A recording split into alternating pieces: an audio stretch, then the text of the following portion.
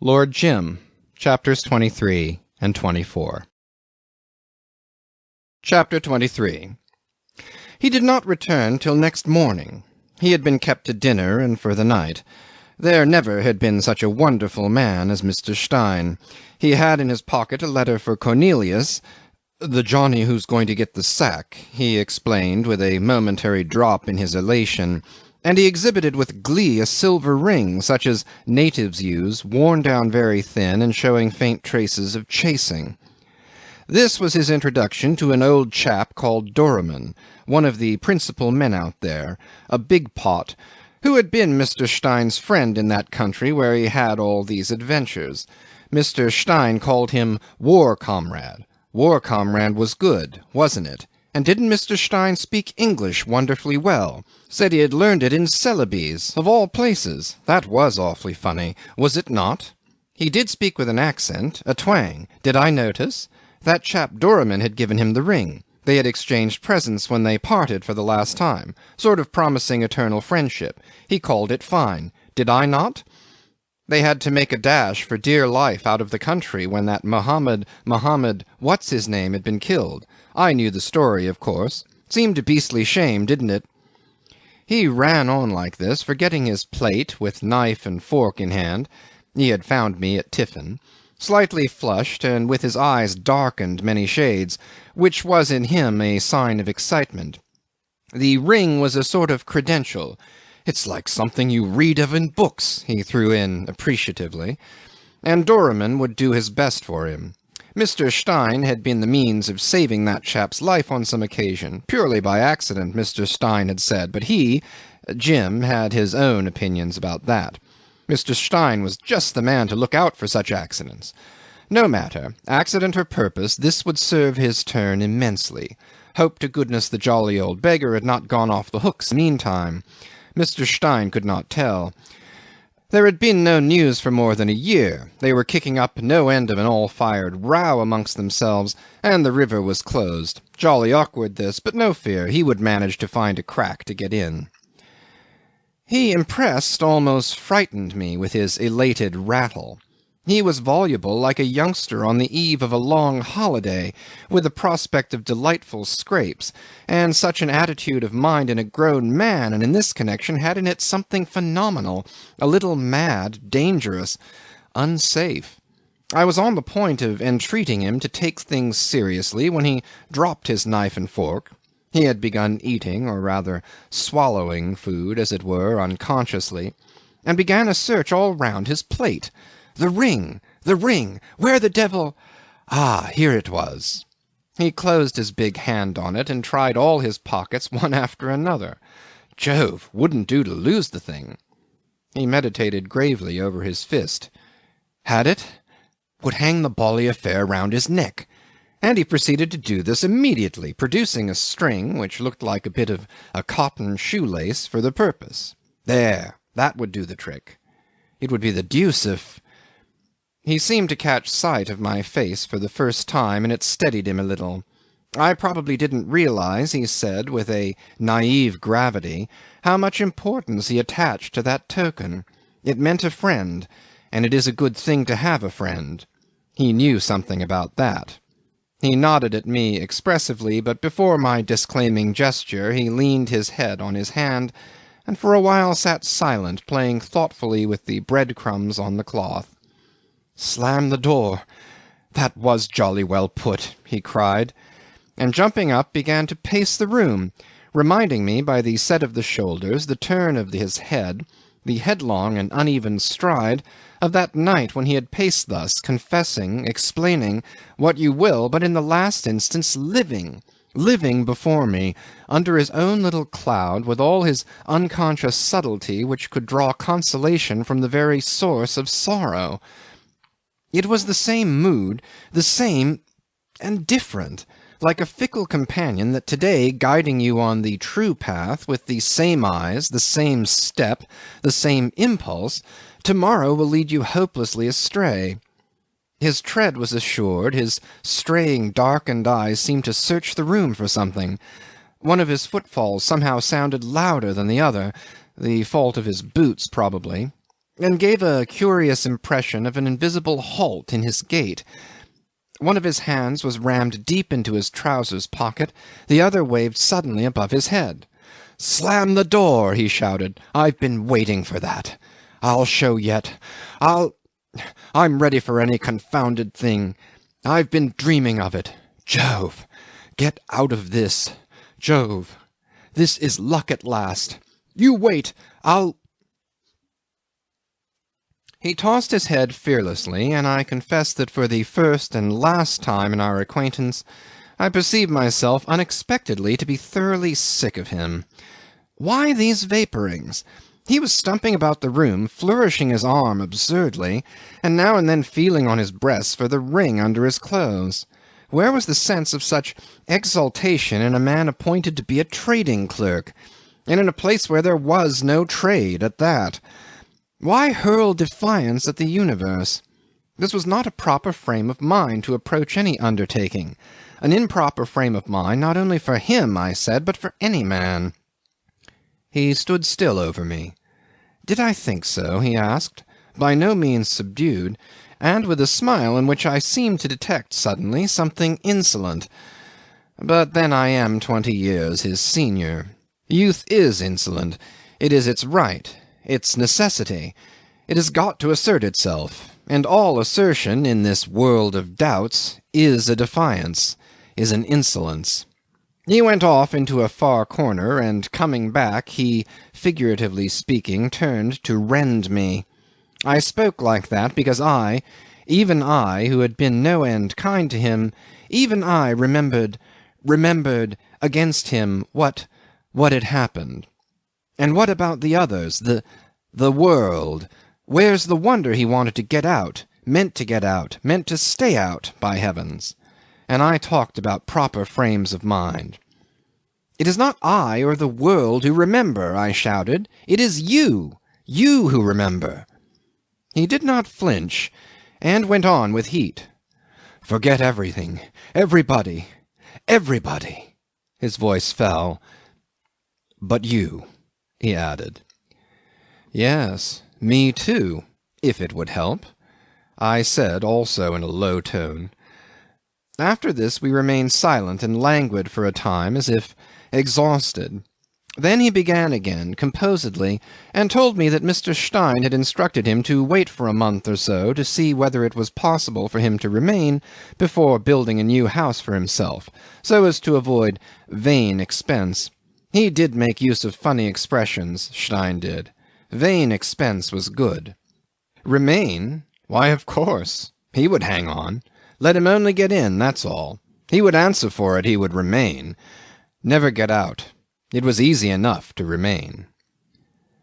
Don't be foolhardy, I said, rendered uneasy by his threatening tone. If you only live long enough, you will want to come back. Come back to what? He asked absently, with his eyes fixed upon the face of a clock on the wall. I was silent for a while. Is it to be never, then? I said. Never, he repeated dreamily, without looking at me, and then flew into sudden activity. Jove! 2 o'clock, and I sail at 4. It was true. A brigantine of Stein's was leaving for the westward that afternoon, and he had been instructed to take his passage in her, only no orders to delay the sailing had been given. I suppose Stein forgot. He made a rush to get his things while I went aboard my ship, where he promised to call on his way to the outer roadstead. He turned up accordingly in a great hurry, and with a small leather valise in his hand. This wouldn't do, and I offered him an old tin trunk of mine, supposed to be watertight, or at least damp-tight. He effected the transfer by the simple process of shooting out the contents of his valise as you would empty a sack of wheat. I saw 3 books in the tumble, 2 small in dark covers, and a thick green and gold volume, a half-crown complete Shakespeare. You read this? I asked. Yes, best thing to cheer up a fellow, he said hastily. I was struck by this appreciation, but there was no time for Shakespearean talk. A heavy revolver and 2 small boxes of cartridges were lying on the cuddy table. Pray take this, I said. It may help you to remain. No sooner were these words out of my mouth than I perceived what grim meaning they could bear. "May help you to get in," I corrected myself remorsefully. He, however, was not troubled by obscure meanings. He thanked me effusively and bolted out, calling good-bye over his shoulder. I heard his voice through the ship's side urging his boatmen to give way, and looking out of the stern port I saw the boat rounding under the counter. He sat in her, leaning forward, exciting his men with voice and gestures, and as he had kept the revolver in his hand and seemed to be presenting it at their heads, I shall never forget the scared faces of the 4 Javanese and the frantic swing of their stroke, which snatched that vision from under my eyes. Then, turning away, the first thing I saw were the 2 boxes of cartridges on the cuddy table. He had forgotten to take them. I ordered my gig manned at once, but Jim's rowers, under the impression that their lives hung on a thread while they had that madman in the boat, made such excellent time that before I had traversed half the distance between the 2 vessels I caught sight of him clambering over the rail, and of his box being passed up. All the brigantine's canvas was loose, her mainsail was set, and the windlass was just beginning to clink as I stepped upon her deck. Her master, a dapper little half-caste of 40 or so, in a blue flannel suit, with lively eyes, his round face the colour of lemon peel, and with a thin little black moustache drooping on each side of his thick dark lips, came forward smirking. He turned out, notwithstanding his self-satisfied and cheery exterior, to be of a careworn temperament. In answer to a remark of mine, while Jim had gone below for a moment, he said, "Oh yes, Patusan. He was going to carry the gentleman to the mouth of the river, but would never ascend." His flowing English seemed to be derived from a dictionary compiled by a lunatic. Had Mr. Stein desired him to ascend, he would have reverentially, I think he meant to say respectfully, but devil only knows, reverentially made objects for the safety of properties. If disregarded, he would have presented resignation to quit. 12 months ago he had made his last voyage there, and though Mr. Cornelius propitiated many offertories to Mr. Rajah Allang and the principal populations, on conditions which made the trade a snare and ashes in the mouth, yet his ship had been fired upon from the woods by irresponsive parties all the way down the river, which causing his crew from exposure to limb to remain silent in hidings, the brigantine was nearly stranded on a sandbank at the bar, where she would have been perishable beyond the act of man. The angry disgust at the recollection, the pride of his fluency, to which he turned an attentive ear, struggled for the possession of his broad, simple face. He scowled and beamed at me, and watched with satisfaction the undeniable effect of his phraseology. Dark frowns ran swiftly over the placid sea, and the brigantine, with her 4 topsail to her mast, and her main boom amidships, seemed bewildered among the cat's paws. He told me further, gnashing his teeth, that the Rajah was a laughable hyena. I can't imagine how he got hold of hyenas, while somebody else was many times falser than the weapons of a crocodile. Keeping one eye on the movements of his crew forward, he let loose his volubility, comparing the place to a cage of beasts made ravenous by long impenitence. I fancy he meant impunity. He had no intention, he cried, to exhibit himself to be made attached purposefully to robbery. The long-drawn wails, giving the time for the pull of the men catting the anchor, came to an end, and he lowered his voice. "Plenty too much enough of Patusan," he concluded with energy. I heard afterwards he had been so indiscreet as to get himself tied up by the neck with a rattan halter to a post planted in the middle of a mud-hole before the Rajah's house. He spent the best part of a day and a whole night in that unwholesome situation, but there is every reason to believe the thing had been meant as a sort of joke. He brooded for a while over that horrid memory, I suppose, and then addressed in a quarrelsome tone the man coming aft to the helm. When he turned to me again, it was to speak judicially without passion. He would take the gentleman to the mouth of the river at Batu Kring, Patusan town being situated internally, he remarked, 30 miles. But in his eyes, he continued, the tone of bored, weary conviction replacing the previous voluble delivery, the gentleman was already in the similitude of a corpse. "What? What do you say?" I asked. He assumed a startlingly ferocious demeanour, and imitated to perfection the act of stabbing from behind. "Already like the body of one deported," he explained, with the insufferably conceited air of his kind after what they imagine a display of cleverness. Behind him I perceived Jim smiling silently at me, and with a raised hand checking the exclamation on my lips.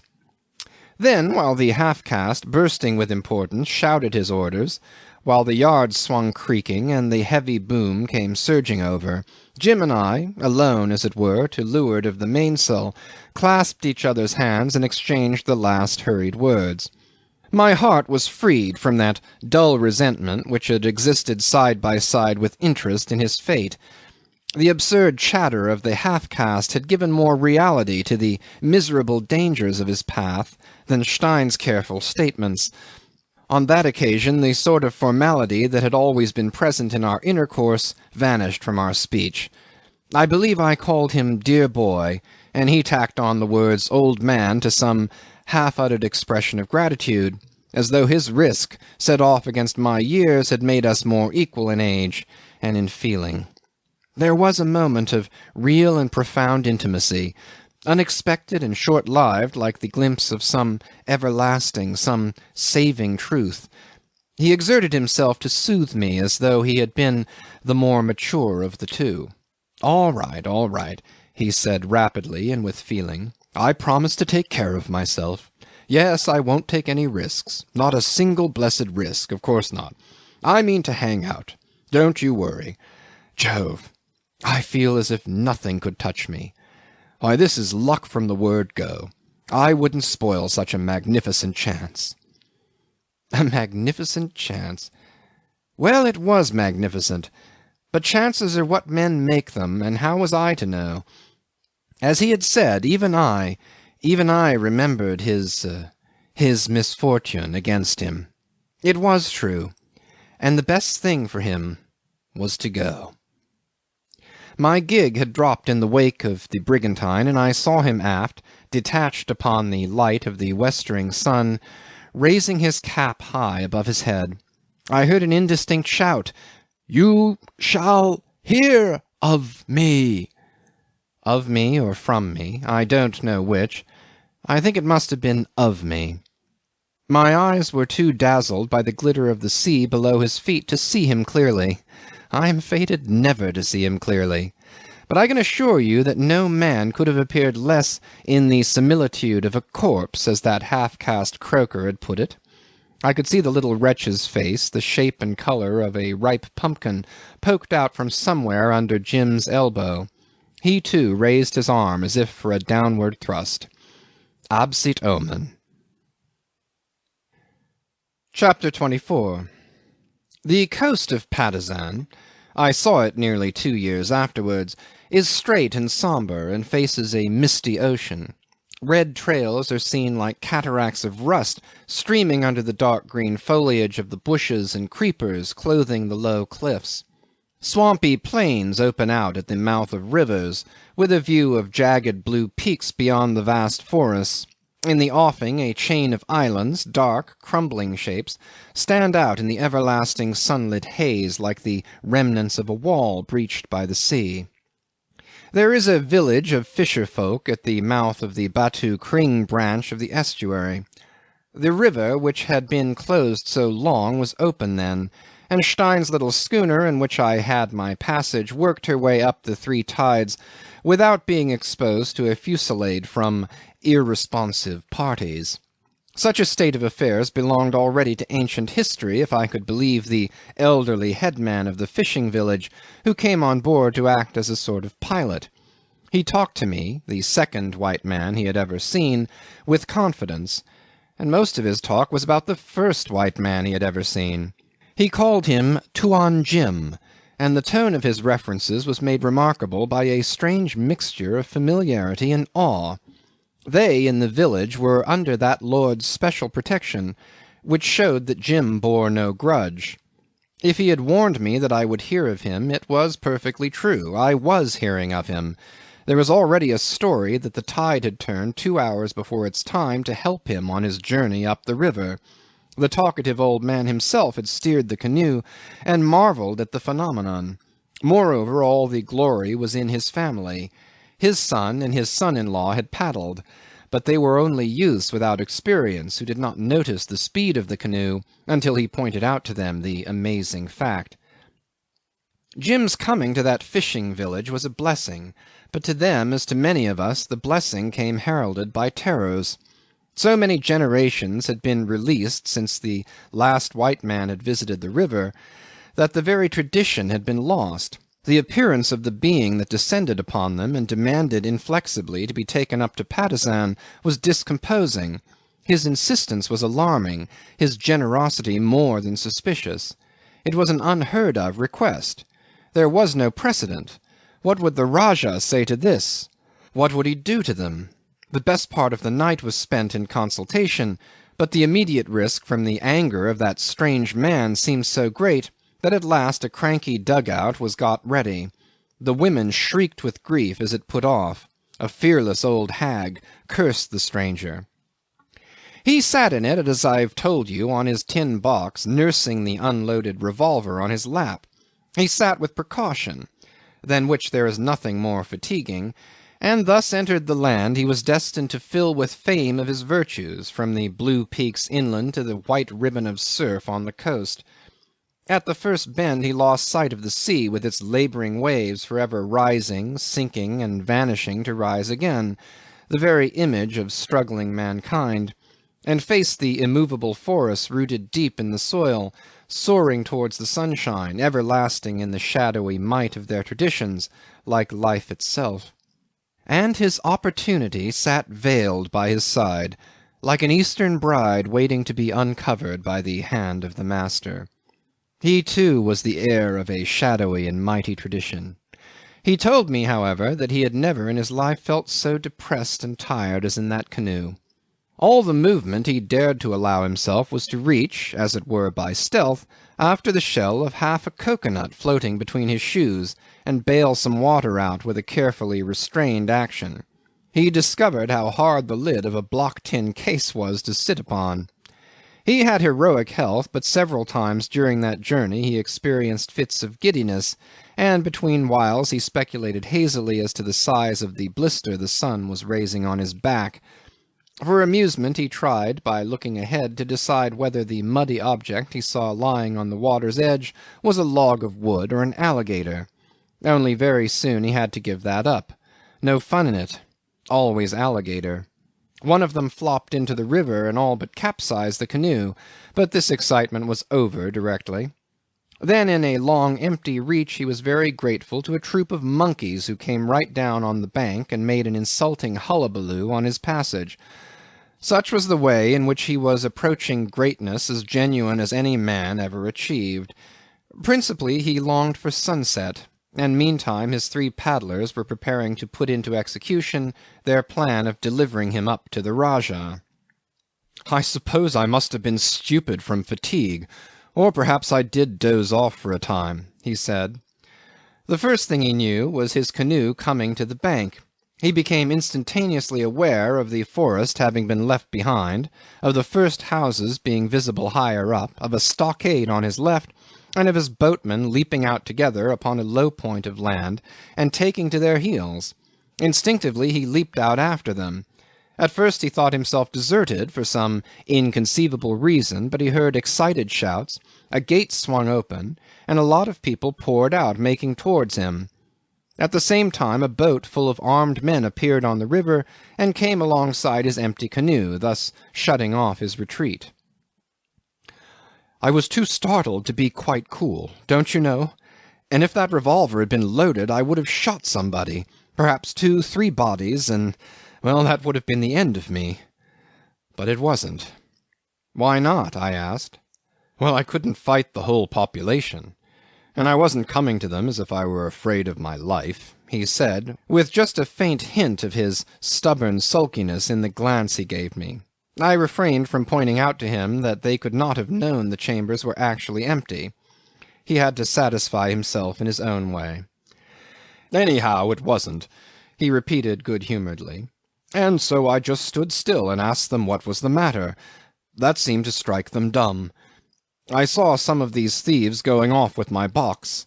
That long-legged old scoundrel Kassim, I'll show him to you tomorrow, ran out fussing to me about the Rajah wanting to see me. I said, all right. I too wanted to see the Rajah, and I simply walked in through the gate and here I am." He laughed, and then, with unexpected emphasis, "And do you know what's the best in it?" he asked. "I'll tell you. It's the knowledge that had I been wiped out, it is this place that would have been the loser." He spoke thus to me before his house on that evening I've mentioned, after we had watched the moon float away above the chasm between the hills like an ascending spirit out of a grave. Its sheen descended cold and pale, like the ghost of dead sunlight. There is something haunting in the light of the moon. It has all the dispassionateness of a disembodied soul, and something of its inconceivable mystery. It is to our sunshine, which, say what you like, is all we have to live by, what the echo is to the sound, misleading and confusing whether the note be mocking or sad. It robs all forms of matter, which after all is our domain, of their substance, and gives a sinister reality to shadows alone. And the shadows were very real around us.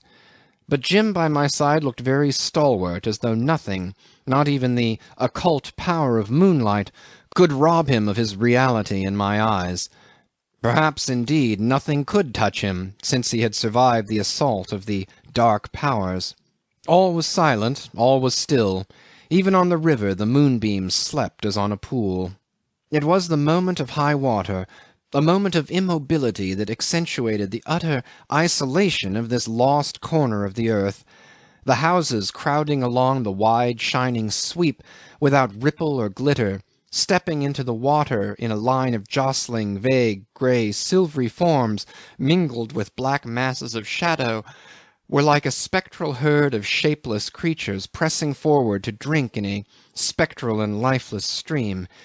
Here and there a red gleam twinkled within the bamboo walls, warm like a living spark, significant of human affections, of shelter, of repose. He confessed to me that he often watched these tiny warm gleams go out one by one, that he loved to see people go to sleep under his eyes, confident in the security of tomorrow. "Peaceful here, eh?"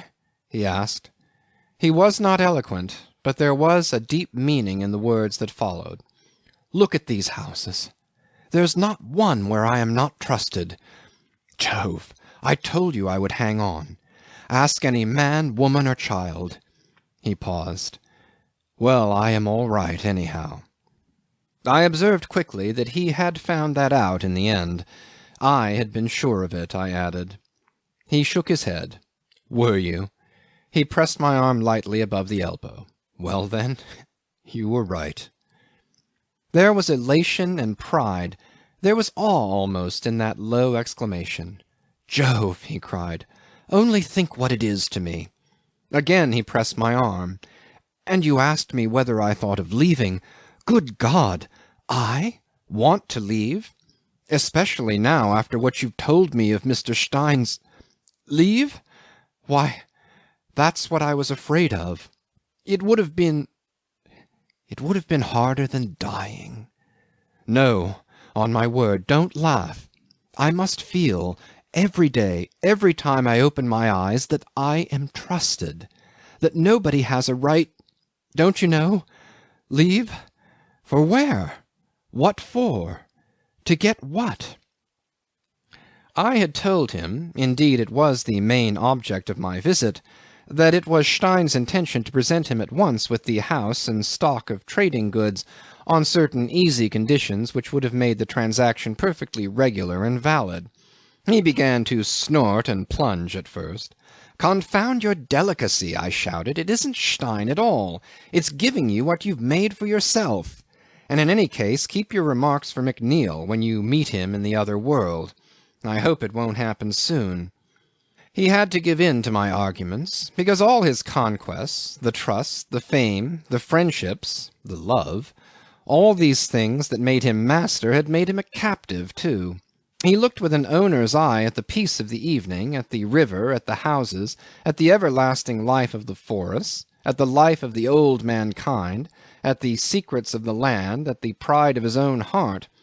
But it was they that possessed him, and made him their own to the innermost thought, to the slightest stir of blood, to his last breath. It was something to be proud of. I too was proud for him, if not so certain of the fabulous value of the bargain. It was wonderful. It was not so much of his fearlessness that I thought. It is strange how little account I took of it, as if it had been something too conventional to be at the root of the matter. No, I was more struck by the other gifts he had displayed. He had proved his grasp of the unfamiliar situation, his intellectual alertness in that field of thought. There was his readiness, too, amazing, and all this had come to him in a manner like keen scent to a well-bred hound. He was not eloquent, but there was a dignity in this constitutional reticence. There was a high seriousness in his stammerings. He had still his old trick of stubborn blushing. Now and then, though, a word, a sentence, would escape him that showed how deeply, how solemnly he felt about that work which had given him the certitude of rehabilitation. That is why he seemed to love the land and the people with a sort of fierce egoism, with a contemptuous tenderness. End of chapters 23 and 24.